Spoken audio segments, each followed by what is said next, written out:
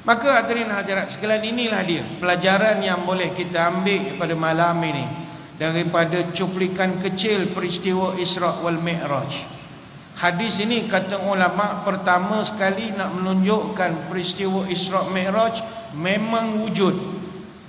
Yang kedua, ketika Nabi melakukan Isra', Nabi kita telah dipertemukan dengan para Nabi.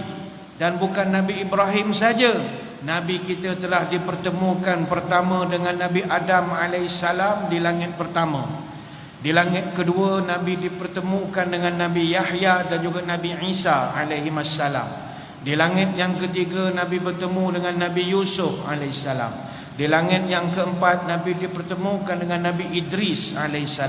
Di langit kelima, Nabi bertemu dengan Nabi Harun AS. Langit keenam dengan Nabi Musa AS.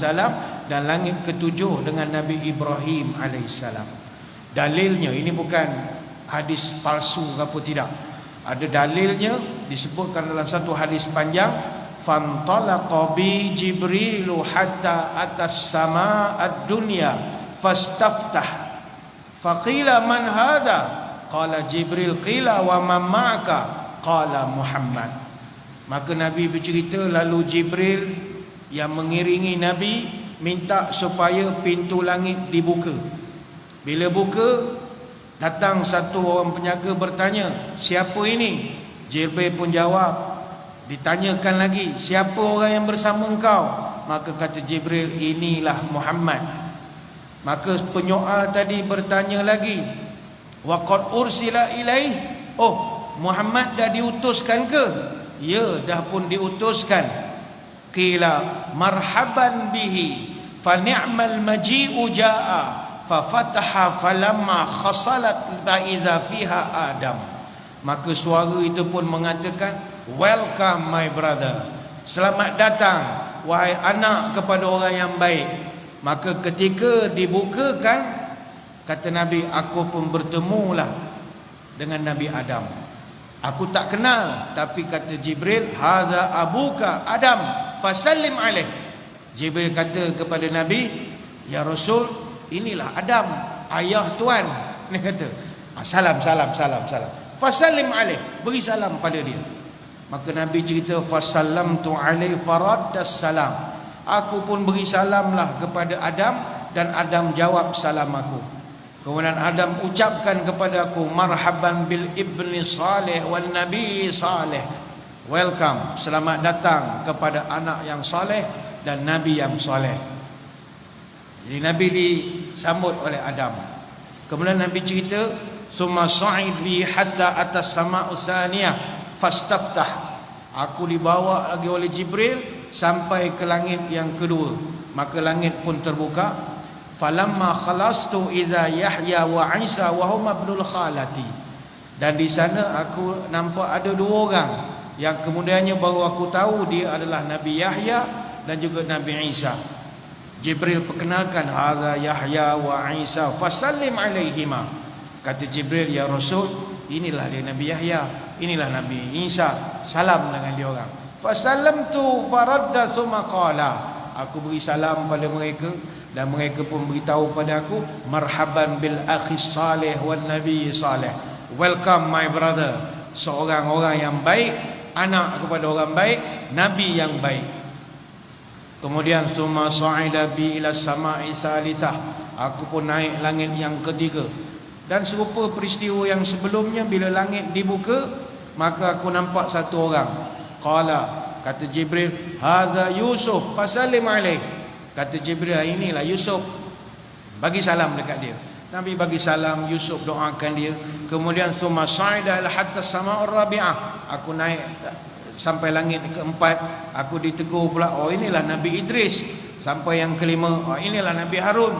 Sampai yang keenam, inilah Nabi Musa. Jibril perkenalkan. Sampailah kepada Nabi. Cuma ada peristiwa menarik bila sampai ke Nabi Musa. Ketika dia sampai ke langit yang keenam, dia bagi salam. Nabi Musa jawab. Kemudian Nabi Musa kata, welcome, marhaban bil akhi salih wan nabi salih. Welcome, saudaraku yang baik, Nabi yang baik. Falamma tajawaztu baka. Nabi cerita, ni ada pelik sedikit. Masa aku nak tinggalkan Nabi Musa, tiba-tiba Nabi Musa menangis. Menangis Nabi Musa. Nabi yang lain di langit sampai yang kelima semua tak nangis. Nabi Musa menangis. Qala abki li anna ghulaman faqila lahu. Maka Jibril bertanya, "Ma yubkika?" Tuan, apa hal tuan menangis?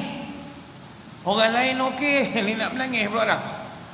Maka jawab Nabi Musa alaihissalam, "Abki li anna ghulaman bu'itha ba'di yadkhulul jannah min ummatihi aksaru mimma yadkhuluha min ummati." Aku terharu sebab anak ini, dia panggil Nabi kita anak ya. Anak ini dia diutuskan lepas aku. Aku lagi senior daripada dia. Dia junior aku. Tapi orang yang masuk surga dari kalangan umatnya jumlahnya lebih banyak daripada umat aku. Yang ini aku ada sedih sikit. Umat aku tak ramai lah masuk surga. Umat anak muda ini ramai masuk surga. Itu Nabi Musa menangis. Sampai ke langit ketujuh, summa sa'ida bi ila sama'i sabi'ah. Sampai di langit ketujuh, maka kata Jibril, "Hadza abuka fasallim alaih." Inilah bapamu, beri salam pada dia. Fasallamtu alaihi faradas salam. Dia pun jawab salam. Dia pun mengucapkan marhaba, welcome bil ibni salih wa ibni salih. Selamat datang wahai anak saudara yang baik dan juga anak kepada orang yang baik. Jadi itu punca Nabi kita bertemu dengan Ibrahim. Ketika dia bertemu dengan Ibrahim itulah Nabi Ibrahim telah menyampaikan wasiat dia untuk kita. Ini hadis tuan-tuan boleh rujuk di dalam hadis riwayat Imam Bukhari. Imam Bukhari dia ada buat satu bab salah, bab kaifa furidatus salah fil Isra. Dan juga Imam Muslim dia ada buat hadis ini susun di dalam Kitabul Iman, bab al-Isra bir Rasulullah ila samawati fardhu ala salawat. Jadi ini hadis sahih. Kenapa Nabi dipertemukan dengan senior dia? Ini ada sebab. Kata Mutawali Asy'arawi rahimahullah, Nabi dipertemukan dengan senior dia supaya dia merasakan bahawa kesusahan yang dia sedang alami di Mekah kerana hinaan orang Taif dan orang Mekah itu nothing. Dia kan kita kalau bekerja, bila bertemu dengan orang yang pernah kerja macam jawatan kita dan dia lebih susah berbanding kita, kita akan rasa okey. Contoh tuan-tuan katalah kerja cikgu, guru, selalu mengeluh, "Cikgu sekarang susah betul lah, kerja perkeranian kena buat macam ni. Dulu tengah hari boleh balik, sekarang petang pun belum tentu mesyuarat co-curriculum lah. Dengan pengetua lah, hari Sabtu datang ada sukan lagi, pening kepala lah." Bagaimana cara untuk nak menaikkan semangat kerana kepeningan? Bertemulah dengan guru-guru yang pernah kerja macam kita, yang dah pencen, yang pernah berkhidmat tahun 80-an, ketika zaman lebih susah daripada kita. Kesusahan kita mungkin kerana kesusahan bebanan kerja banyak. Cikgu zaman dulu bebanannya adalah memerangi kebebalan, kebodohan yang terlampau sangat. Ketika itu orang ramai belum ada minat kepada ilmu, tak nak membaca, terpaksa memujuk, pergi ke rumah dan bagai-bagai lagi. Zaman itu tidak semudah kita nak buat pinjaman kenderaan senang, pinjaman rumah zaman sekarang. Dulu kerja pun gaji tak masuk bank, kena ada cek, kena bawa motor pergi. Bila dia bercerita, kita rasa semangat. Dia cerita pengalaman dia di pedalaman begini. Samalah macam kita jadi imam. Oh, kita susahlah sekarang masjid ni makmum gini, kaki komplain ramai, wah. Don't worry. Jumpa dengan imam-imam yang dah pencen, yang pernah berkhidmat tahun 90-an, 80-an. Dengarkan kisah mereka. Kita akan rasa, dia orang lagi susah nak panggil orang datang semayang. Sekarang ada Facebook, WhatsApp, bagai-bagai, tak ada masalah. Kalau malas lagi, buat saja live. Satu Sungai Buloh boleh tengok. Artinya sentiasa ada ada jawapan terhadap kesusahan kita.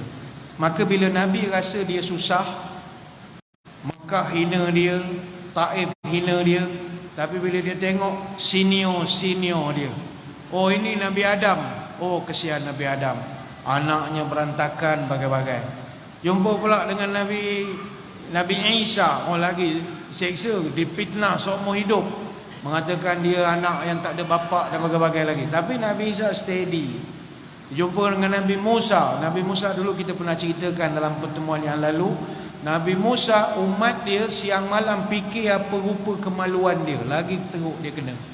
Sebab Nabi Musa mandi tak pernah telanjang, sampai orang fitnah dia tak nak mandi telanjang kerana kemaluan dia cacat. Tuan-tuan bayang tensionnya Nabi Musa berhadapan dengan umat yang fikir kemaluan dia.